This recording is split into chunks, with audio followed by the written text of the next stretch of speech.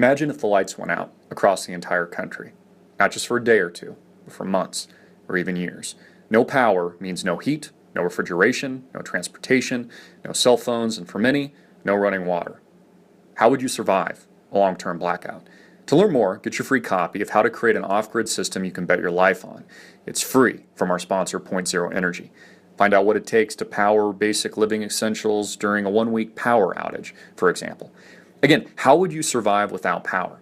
Get your free copy now by registering and visiting our sponsor, Point Zero Energy, at pointzeroenergy.com. Don't wait. Click the link below right now. Hey everybody, I'm Christopher Green. You're tuning into AMTV, hard-hitting and in your face, live. 2 days a week, Tuesdays and Thursdays from 1 to 2 p.m. Pacific time, 1 to 2 p.m. Arizona time. You're tuning in live on YouTube. You're also tuning in live on Facebook. Welcome. Got some big stories for you today. Our major headline, Donald Trump, election rigged. Wow, this is such a surprise, isn't it? The election's rigged. Has there been a guy talking about this for over a year and a half? Actually going back probably 10 years, if you include all the countless videos we put out to the viewing public, totaling over 2,000 plus videos. Of course, this bullshit election is rigged. Of course, the two-party paradigm is rigged. It's a total illusion. It's total political theater. And we're going to dig into this today. Of course, we got back a couple of weeks ago from Freedom Fest. We had some incredible interviews. Sit-down interview with Steve Forbes lasted about an hour. Absolutely amazing interview, I thought. Headliners like Peter Schiff, Doug Casey, Gary Johnson, Don King, George Foreman, many, many others. In fact, we have an interview coming up exclusively for our on-demand subscribers with Grover Norquist. Be releasing that in the next couple of days, but you have to subscribe on demand. You have to support us at amtvmedia.com. Click the on-demand button, subscribe at $4.95 a month, $49.95 a year. Also, wanted to mention, we just got some new AMTV t-shirts. Check them out. We got a few dozen at the store, various colors. I'll put a link in the description box. If you're watching on Facebook, buy a t-shirt. Do it right now. If you're watching on your computer, open up a new tab, get a shirt. Hard-hitting and in your face. If you're watching on YouTube, buy a shirt now. We've got a host of great products, food storage, water filters, survival gear, and much more. And we can't do this without you folks. We do have the debates coming up, and notice, for example, how they've scheduled the debates to directly conflict with major NFL football games. For a reason, something that they pre-planned. You see, Hillary Clinton knows that she'll be destroyed by Donald Trump in a debate because she doesn't know what to expect. You can't game plan for Donald Trump. Again, he's a media maverick. He is the media. How can Hillary Clinton possibly prepare for the unknown? She can't. She can't prepare for the unknown. It's an impossibility. So it's exactly why she doesn't want you, the American public, tuning in.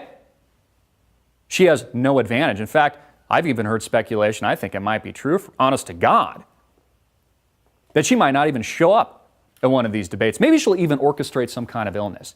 Maybe she'll fall down again and get some kind of concussion like she's done in the past.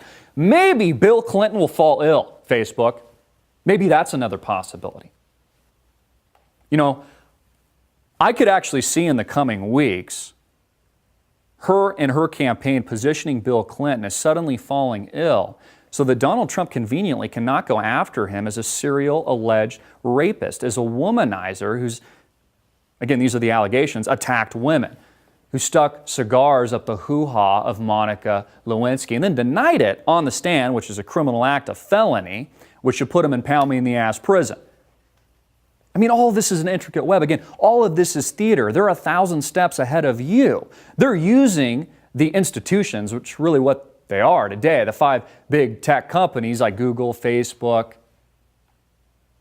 Microsoft, Apple, Amazon, etc. This is all tightly woven. It's a part of this web that makes up the political establishment today. I mean, there's where the truth lies, folks, that the corporate establishment, the tech establishment is a part of this.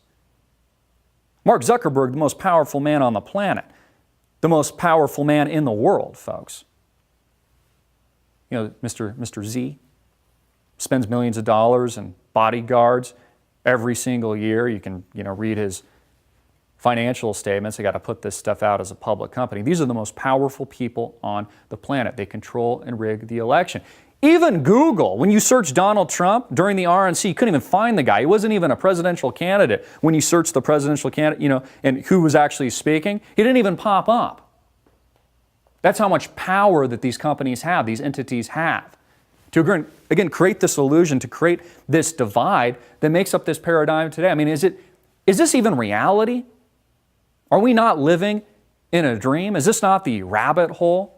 This psychological warfare that starts at an early age, whether or not you're a child and you're consuming mainstream boob tube television programming from Disney and cartoons, are all penetrating your mind. I mean, even The Little Engine That Could, a story that I was reading the other day, is a story about a red engine, communism, that failed, and the blue engine that could.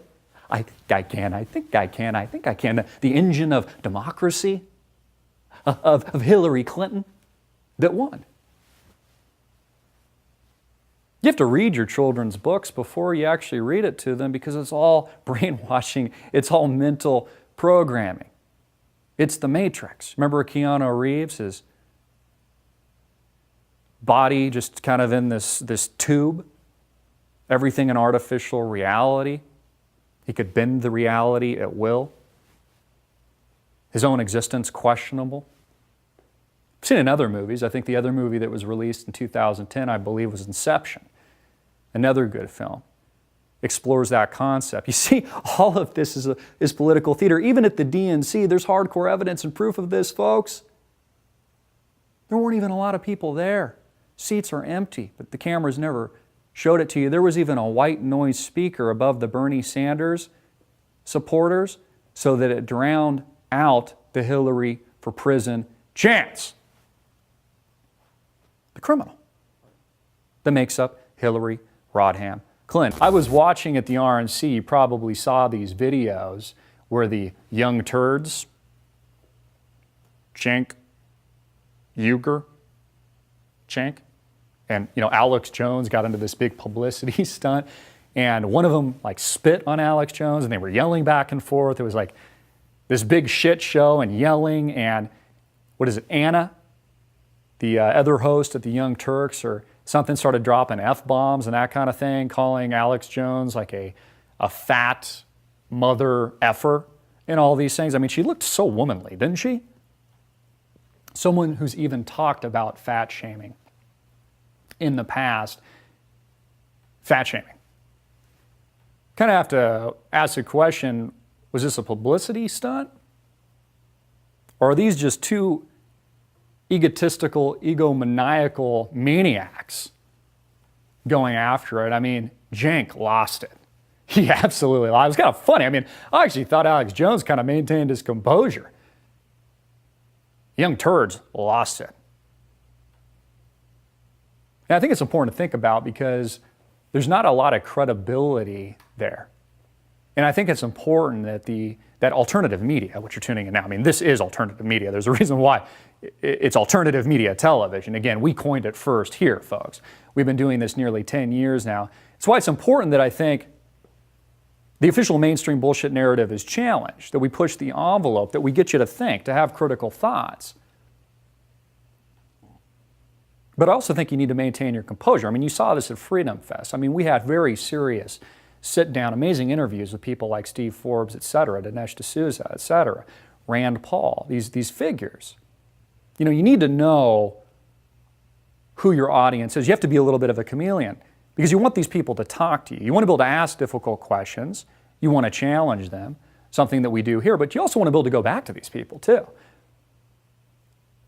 Credibility is a very important thing, and once you lose it, you can never get it back. Again, not to name names, but we've seen countless examples of this in the quote-unquote new media where people they lose their credibility. And it's not a good thing.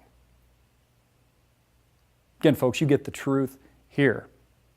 You've heard it here first. Of course, the election is rigged. Donald Trump is right about that. It always has been decided. In my humble opinion, I hope I'm wrong. I'll be the first to admit it, and I'll be very excited and thrilled. It's the one thing I hope I'm wrong about, folks, but Donald Trump loses. Hillary Clinton has been selected in 2016. She's a continuation of this regime. Not a government, but a regime.